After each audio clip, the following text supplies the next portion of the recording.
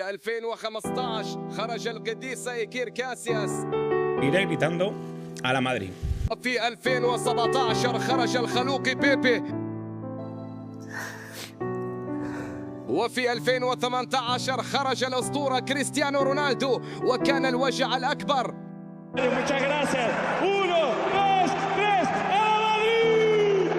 وفي 2019 خرج الأخطبوط كيلور نافاس.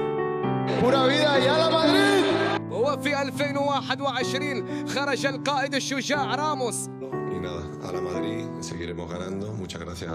وأيضا خرج الصخرة فاران. وفي 2022 خرج لاعب لقب بزيدان الصغير. وفي نفس العام خرج الدبابة البرازيلية كاسيميرو. ولا ننسى أفضل ظهير أيسر في التاريخ مارسيلو. وفي نفس العام كانت نهاية القطار الويزي بيل. وفي 2023 خرج الحكومة كريم بنزيما.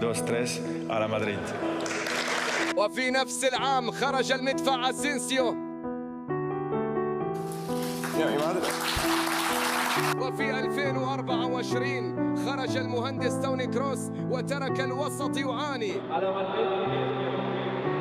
وأيضا خرج الجوكر ناتشو.